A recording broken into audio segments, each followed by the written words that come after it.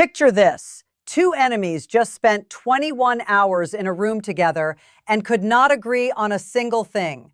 Now they have 6 days to try again before the bombs start falling. Today, we are going to break down the state of the U.S.-Iran negotiations. What happened during the marathon talks in Islamabad? What each side is demanding? Why the nuclear issue is the central obstacle? And whether a deal is even possible before the ceasefire expires on April 21.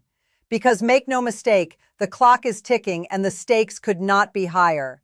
Let us start with where things stand right now. On Tuesday, President Donald Trump told the New York Post that something could be happening over the next 2 days in Pakistan. A White House official confirmed to CNBC that a second round of negotiations is under discussion, though nothing has been officially scheduled yet. Pakistan has offered to host another meeting in Islamabad. Egyptian and Turkish mediators are working to bridge the remaining gaps. The ceasefire that paused 6 weeks of war is set to expire on April 21st, just 6 days from now. If no agreement is reached, we could be right back where we started. Vice President J.D. Vance, who led the American delegation in Islamabad, was blunt about where things stand. Whether we have further conversations, whether we ultimately get to a deal, I really think the ball is in the Iranian court, he told Fox News, because we put a lot on the table. The Iranians see it differently. Foreign Minister Abbas Araghchi posted on social media that Iran was inches away from an agreement when it encountered maximalism, shifting goalposts, and blockade from the American side. Both sides are blaming the other. Both sides say they want a deal, and both sides are running out of time. Now let us talk about what actually happened in Islamabad. The talks were held at the Serena Hotel, a sprawling luxury compound in Pakistan's capital. On one side was a 300-member American delegation led by Vice President Vance, Special Envoy Steve Witkoff, and Jared Kushner. On the other side was a 71-member Iranian delegation led by Parliamentary Speaker Mohammad Bagher Ghalibaf and Foreign Minister Abbas Araghchi. Pakistan's Prime Minister Shehbaz Sharif and Army Chief Field Marshal Asim Munir moderated. The negotiations lasted 21 hours across 3 rounds. The first round was indirect, with the two sides communicating through Pakistani intermediaries. The second and third rounds were direct, face-to-face, the highest-level meeting between the two countries since the 1979 revolution. According to a source involved in the talks who spoke to the Jerusalem Post, the parties came very close to an agreement and were 80% there before running into decisions that could not be settled on the spot. But that last 20% was everything. Let us talk about what the United States is demanding. According to reporting from Axios, the New York Times, and Time magazine, the American negotiators presented a 15-point proposal that includes several non-negotiable red lines. First, a 20-year suspension of all Iranian uranium enrichment. This was a shift from earlier demands for a permanent ban, but still far more restrictive than what Iran has agreed to in any previous deal. Second, the dismantling of Iran's major enrichment facilities. Third, the removal of Iran's stockpile of highly enriched uranium from the country. The United States has more than 400 kilograms of near-bomb-grade material, enriched to 60%, which it wants taken out of Iran entirely. Fourth, an end to Iranian funding for allied militant groups across the region, including Hezbollah, the Houthis, and various Iraqi militias. Fifth, the full and unconditional reopening of the Strait of Hormuz without charging tolls for passage. In exchange, the United States offered sanctions relief, but the Iranian side saw the terms as fundamentally unbalanced. Now let us talk about what Iran is demanding. According to Iranian state media and officials, Tehran presented its own 5-point counterproposal. First, an immediate end to all U.S. and Israeli attacks on Iran and pro-Iranian forces in Lebanon and Iraq. Second, security guarantees to prevent future Israeli and American aggression. Third, war reparations for the damage caused by 6 weeks of strikes that have killed over 3,000 Iranians, according to their health ministry. Fourth, the release of Iran's frozen assets held in banks around the world. Fifth, international recognition of Iranian sovereignty over the Strait of Hormuz. On the nuclear issue, Iranian negotiators countered the American demand for a 20-year enrichment suspension with a proposal for just 5 years. The United States rejected this immediately. This is where the talks collapsed. An Iranian member of parliament who was part of the negotiating team, Sayed Mahmoud Nabavian, said on Monday that the two U.S. demands on the nuclear issue were the reason no deal was reached. Israeli Prime Minister Benjamin Netanyahu confirmed this in a phone call with Vance. The main sticking point, Netanyahu said, was removing all enriched material from Iran.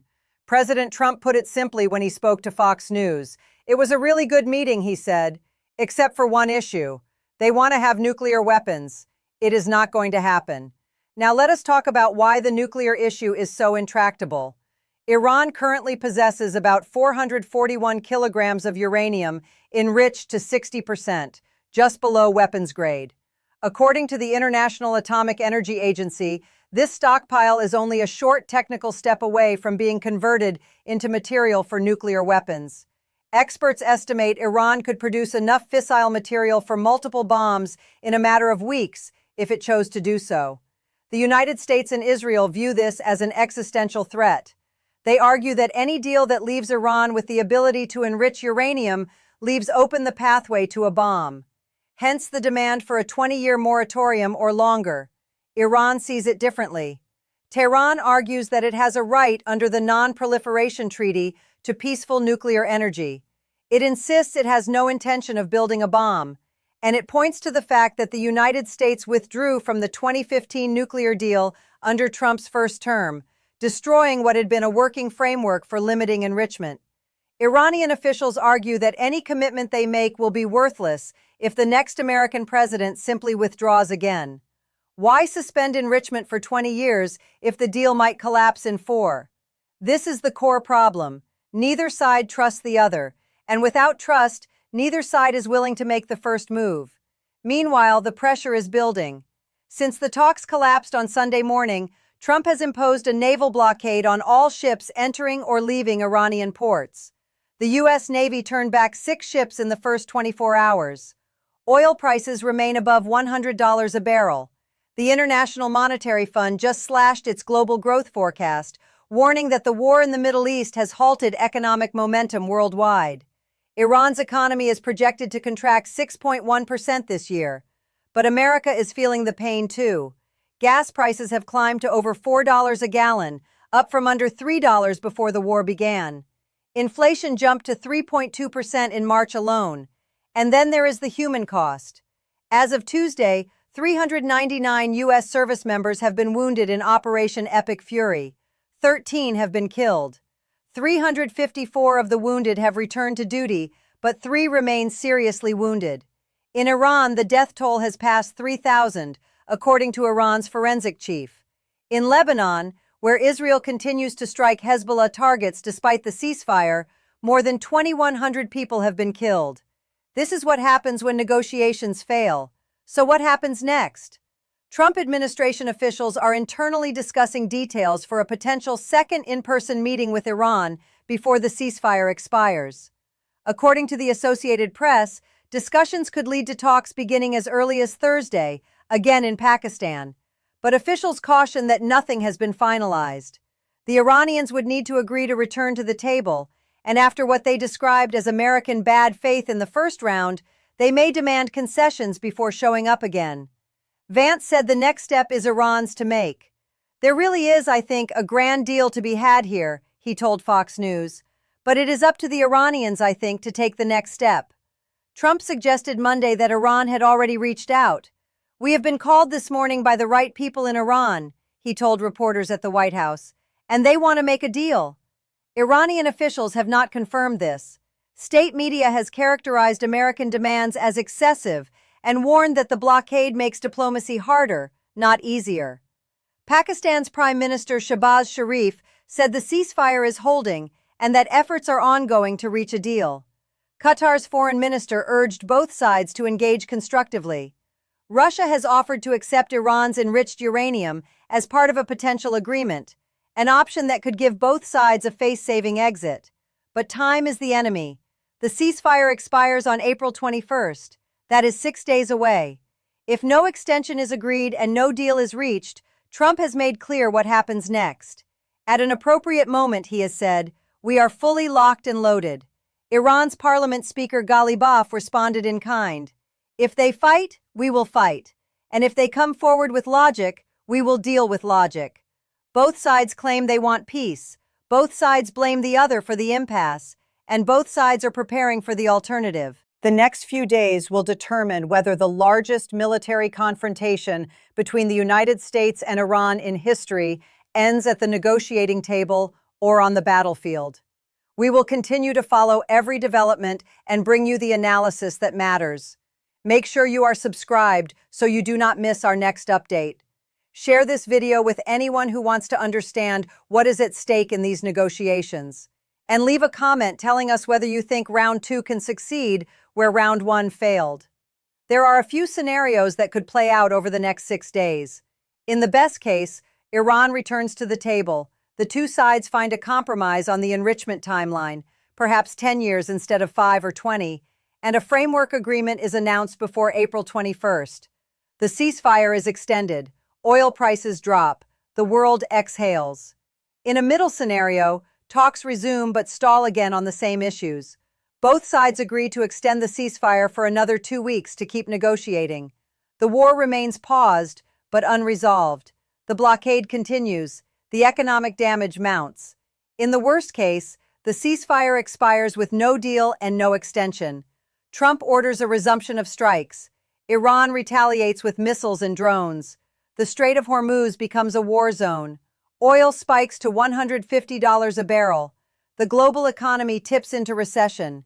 Nobody knows which scenario we are heading toward. Not the White House, not Tehran, not the analysts. The next 144 hours will decide. What we do know is that both sides have reasons to want a deal. Iran's economy is collapsing. Its military has been degraded by 6 weeks of relentless strikes. Its supreme leader is dead. Its infrastructure is in ruins. Continuing the war brings nothing but more destruction. The United States has its own pressures. Gas prices are hurting American families. Inflation is rising. The midterm elections are 18 months away. And despite Trump's confident rhetoric, the war has not been cheap. Hundreds of American service members have been wounded. The military is stretched across the Middle East, and every day the blockade continues is a day the global economy bleeds. The incentives for peace are there. The question is whether the two sides can overcome decades of mistrust and reach an agreement that both can live with. The 2015 nuclear deal, known as the JCPOA, took more than a year of negotiations. The Islamabad talks lasted 21 hours. Diplomacy of this magnitude does not happen overnight, but we do not have the luxury of time. April 21st is coming, and when it arrives, the world will find out whether diplomacy prevails or the guns start firing again. We will continue to follow every development and bring you the analysis that matters. Make sure you are subscribed so you do not miss our next update. Share this video with anyone who wants to understand what is at stake in these negotiations. And leave a comment telling us whether you think round 2 can succeed where round 1 failed. Because one thing is certain, the clock is ticking, and the world is watching. Thanks for watching.